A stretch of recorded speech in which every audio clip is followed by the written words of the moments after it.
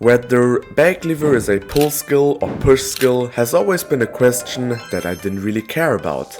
I just left this question unanswered. But recently there was a small debate on one of my videos, whether back lever is pull or push. And instead of pushing it away, I wanted to finally answer one of the most mysterious questions in calisthenics.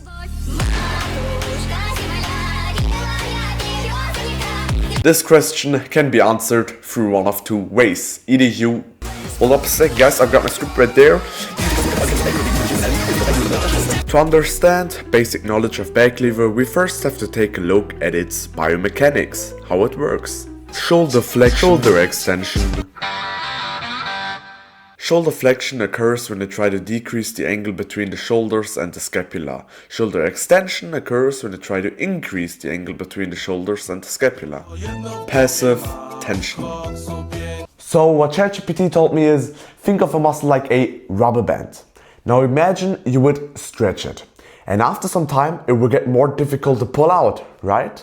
But why is that? If a muscle is being stretched, like chest and shoulders and back lever, it doesn't actively contract, but rather resists being stretched.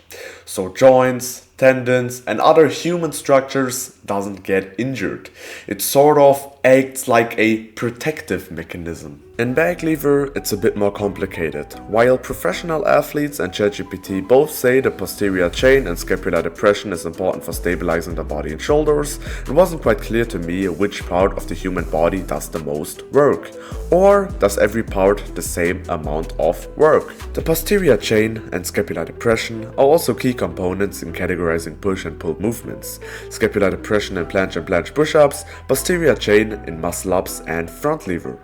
What I heard the most from professional athletes and from many websites is chest and shoulders flex isometrically. Although back lever is a static skill and nothing really moves, you still have the intention to flex the shoulders by bringing the arms towards the hips. And that is push, right? You're trying to flex the shoulders, the same as in planche, only different the shoulder angle. Although ChatGPT also said chest and shoulders flex isometrically, it wasn't really sure about back lever being push. It said back lever uses shoulder extension and the posterior chain is so dominant that back lever should be categorized in pull. And honestly, I have no idea what is going on, okay guys? This goes like far beyond my intelligence level. In my opinion, back lever is probably push. Planche and back lever feel the same. It definitely has many pull components, of course, but it's also a topic that has been discussed for more than 8 years now. But even though from biomechanical view, and that is what we talked about for the last like 3 minutes, back lever uses muscles that are push, back lever is still pull. If you look at back lever in a cultural way, you have 3 points. First, requirements. Second, bar position, and lastly, progressions. If you go on YouTube and search back lever tutorial, most of the videos will show you that the requirements for back lever are mostly skin the cat, German hang, knee raises, pull-ups. These 4. Maybe also some like hangs, like 20 seconds hang, so it also depends on the video. And all of those requirements, all of those exercises are pull. Skin the cat and German hang being the #1 requirement for learning the back lever. So now, bar position. And what do I mean with that? Okay, there are 2 bar positioning. Bar positions. You can either be on top of the bar, like in a straight bar dip, or you can be under the bar, like a knee raise. You know what I mean? You are under the bar, you're hanging under the bar, or you are pushing over the bar. And most of the time, skills/exercises that are performed under the bar are pull.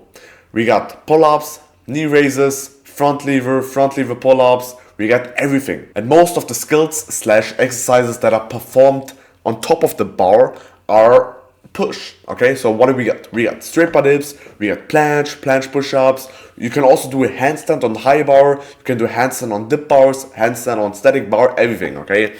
These are push elements and everything under the bar is usually pull element. And lastly, progressions. And what do I mean with progressions? I'm not talking about tucked back lever, straddle back lever, half lay back lever. Let's put them away for a sec. I'm talking about the real stuff. The real stuff. So what do we got? We got back lever pull-ups. We got Hefesto. We got touch back lever. Those are very advanced calisthenics skills, I would say, in my opinion. Or like, yeah, advanced calisthenics skills. And those are pull skills. And those are like the harder version of back lever, okay? So you're telling me by just bending your arm like 10 centimeters, you're in a pull skill, but like straightening them, you are in a push skill. So there's also like a different view like to look at this like discussion, okay? And that's really it. Okay, we just got 3 points, and I don't have to say more about like these 3 points.